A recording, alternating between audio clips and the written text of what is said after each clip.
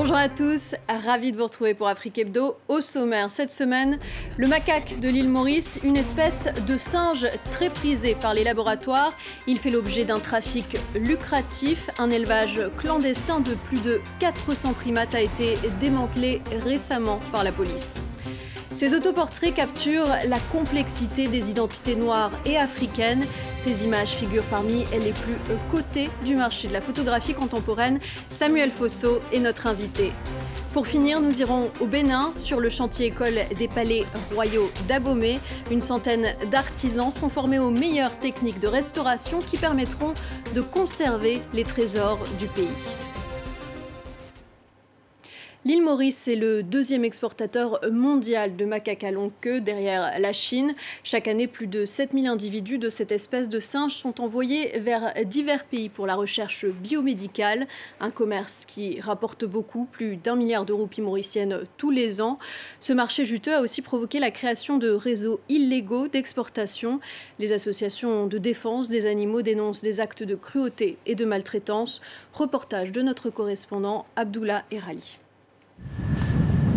L'affaire avait mis la population mauricienne en émoi. 446 singes découverts dans un bâtiment désaffecté de cette zone industrielle, dans des conditions de captivité choquantes. Très demandé pour la recherche biomédicale, le macaque de Maurice fait l'objet d'un commerce très lucratif. Il y a un grand intérêt chez les éleveurs et les chercheurs, mais il faut se dire que les attraper, les élever et les exporter sont des opérations très coûteuses. Maurice a exporté 12 000 singes l'année dernière, principalement vers l'Europe et les États-Unis. Un chiffre qui devrait atteindre, selon les exportateurs, 15 000 dans les prochaines années. Le singe mauricien, dit Macaca fascicularis, présente des caractéristiques scientifiques spéciales. Il n'a pas de maladie virale, comme ses congénères du sud-est asiatique, selon les scientifiques mauriciens.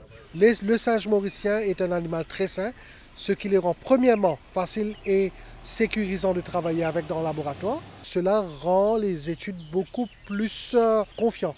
C'est-à-dire qu'il n'y a pas de risque de fausser les résultats de recherche. Le singe mauricien a participé dans la recherche contre le Zika, l'Ebola, mais aussi tout récemment dans le Covid. Bienvenue dans la famille de bioculture. L'opérateur historique de Maurice est le seul à avoir accepté de nous ouvrir ses portes. Sur ses sites au sud de l'île, il possède 800 singes d'élevage. Ils sont au total 5 exportateurs à se partager un marché estimé à 40 millions d'euros dont dépendent aujourd'hui 2000 personnes, à commencer par ces trappeurs autorisés. Cela fait 11 ans que je fais ce métier. Je viens le matin et l'après-midi. Et parfois, le gouvernement fait appel à nous quand il y a des singes qui dérangent les habitants. Introduit dans l'île au XVIIIe siècle par des marins hollandais ou portugais, le macaque de Maurice est devenu une espèce invasive et destructive. De là à en faire des cobayes de laboratoire, c'est pour les défenseurs des animaux inacceptable. Il s'imagine en pape noire, en bourgeoise ou encore en sosie de Mao. Dans ses autoportraits, il raconte le style des années 70, rend hommage aux militants des droits civiques et interroge le colonialisme. Sa célèbre série intitulée Tati est exposée à la galerie parisienne Christophe Persson. Bonjour Samuel Fosso. Bonjour madame. Merci d'être avec nous.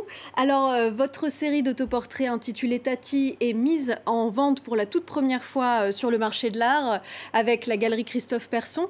Qu'est-ce que cela représente pour vous? En fait, ça représente très important pour moi parce que auparavant, j'ai douté pour mettre ça en vente. Et comme vous connaissez, c'est depuis quand même une cinquantaine d'années presque. Oui, vous avez 50 ans de carrière. Oui, dans les domaines de ce travail. Auparavant, on me proposait de mettre ça au marché. Je doutais. Pourquoi je doutais? Parce que j'avais peur que les spéculateurs profitent de cette occasion. Et puis en plus, je pensais d'avoir d'abord éteindre mon but, le nombre de séries que j'ai envie de faire avant de mettre au marché. Et là, j'ai éteint le but, alors j'ai décidé de mettre ça au marché. Parce que vous étiez déjà en plus exposé dans les plus grands musées du monde, le MoMA à New York, la Maison européenne de la photographie à Paris. À la tête aussi, à Londres. Le sommet, j'avais envie d'éteindre avant de mettre ça au marché, c'est pour cela. Dans cette série, on vous retrouve dans des personnages archétypaux de l'imaginaire occidental, en tant que rocker, pirate, businessman ou encore maître nageur. Qu'est-ce que vous vouliez montrer? Quand je parle businessman, et je compare par rapport à notre travail dur en Afrique par rapport aux Européens. Businessman, c'est un monsieur qui, les hommes d'affaires, souvent, qui sont absents de sa famille. Il est toujours au téléphone pour parler ses affaires. Il est en voyage, donc il n'est pas toujours au milieu. Pas disponible pour sa famille. C'est pour cela que je communique, de faire la balance entre nous, notre vie quotidienne en Afrique et vie quotidienne européenne. Je voudrais qu'on s'arrête un instant sur ce cliché qui représente un chef local qui vend l'Afrique aux colons. Vous vouliez aussi dénoncer le monde post-colonial avec vos photos? En fait, c'est très bien, bon, parce que je me rappelle selon l'histoire quand j'étais très petit et puis j'étais un peu turbulent, je faisais aussi des petites bêtises. Et ma grand-mère m'avait répondu une fois, c'est le moment qu'on vendait les enfants, devrait te vendre parce que tu n'écoutes pas, tu ne restes pas tranquille. Et je lui ai demandé pourquoi. Il m'a dit, bon, après l'esclavage, bon, les gens profitaient, les hommes profitaient de vendre leurs enfants aux chefs du village pour récupérer l'argent. Je voulais dénoncer bon, que la responsabilité aussi, d'une part, était pour nos propres parents africains, nos chefs, et qui profitaient aussi de cette occasion pour prendre leur peuple pour les vendre aussi aux Blancs. Alors, on le disait, ça fait 50 ans, plus de 50 ans que vous êtes photographe. C'est une carrière photographique énorme. Il faut dire que vous avez commencé très tôt. Vous étiez adolescent lorsque votre oncle vous a acheté votre appareil photo. Et vous avez ouvert à Bangui votre tout premier studio photo alors que vous étiez âgé de seulement 13 ans. Oui, précisément le 14 septembre 1975, j'ai commencé à faire la photo à ma propre compte au studio. Votre studio, il s'appelait le Studio Photo National et votre slogan était « Avec Studio Photo National, vous serez beau, chic, délicat et facile à reconnaître. Et c'est ça parce qu'il y avait aussi des contextes dans le temps. C'était qu'il y avait beaucoup de studios quand même. Parfois, ils partent dans un studio, ils disent non, il ne fait pas de photo bien, je ne suis pas bien. Alors, j'ai préparé ça comme slogan. Que vous serez là normalement. Il faut savoir que quand je vous fais la photo, ça sera comme vous voulez. Et il n'y aura pas de contexte. Vous aimerez la photo que j'ai faite. C'est pour cela que vous serez beau, chic et facile à reconnaître.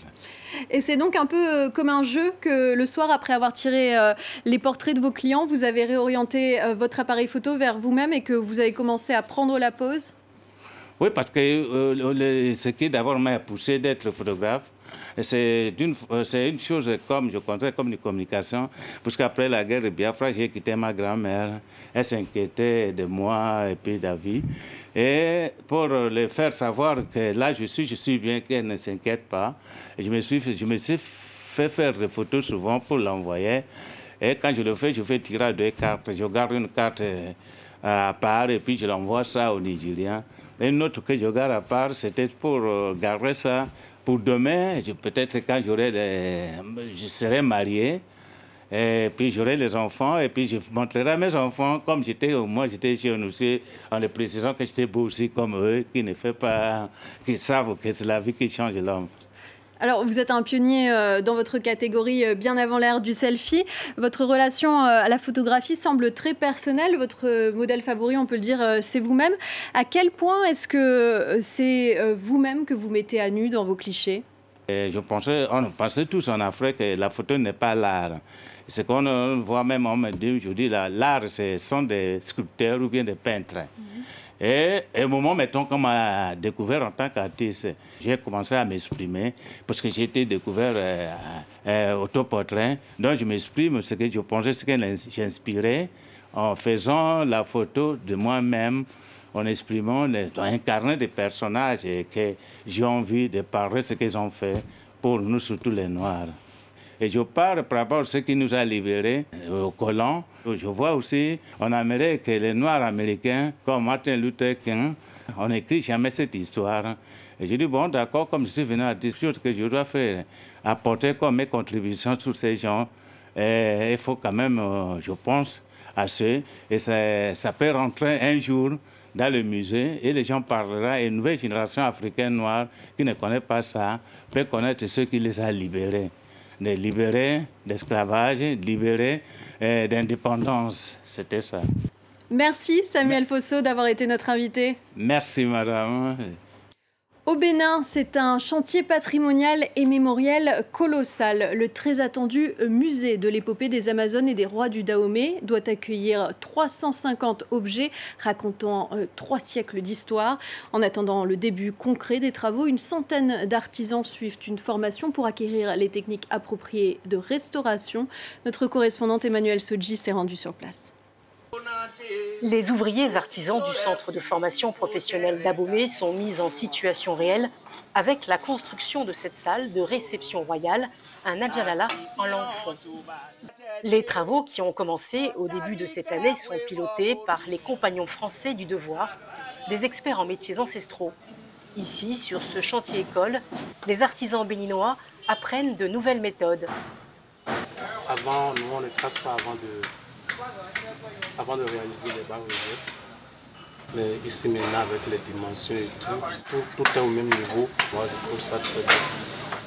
On ne va pas leur apprendre à construire, ils ne nous ont pas attendus, mais on leur a apporté de la rigueur, savoir utiliser. On a revu des bases de mathématiques par exemple, de la géométrie, savoir faire un tracé, marcher avec des axes, des abscisses, des ordonnées, pour que demain ils puissent faire une restauration qui dure dans le temps. Dans quelques mois, les ouvriers artisans restaureront le site des Palais Royaux. L'Agence nationale de développement des patrimoines touristiques du Bénin, sous la maîtrise d'ouvrage d'Expertise France, veut valoriser ce fleuron du patrimoine culturel. On a hérité d'un savoir-faire, mais aujourd'hui, via cette formation, on a acquis une nouvelle technique et nous sommes meilleurs dans ce qu'on fait. Ce que nous avons le plus cher à vendre, c'est notre culture. Donc c'est pourquoi ces travaux, l'impact ne sera non seulement historique, mais aussi économique. Avec de nouvelles techniques de charpente et de chaume, un toit comme celui-ci pourra durer 30 à 40 ans, contre 1 an aujourd'hui. L'ensemble du projet de restauration des Palais Royaux et de la création du musée est estimé à près de 45 millions d'euros. Près de 78% de ce montant est financé par l'Agence française de développement sous forme de prêts et de dons et 22% par le Bénin. Et c'est ainsi que s'achève Afrique Hebdo. Merci à toutes et à tous d'avoir été avec nous. À très vite sur France 24.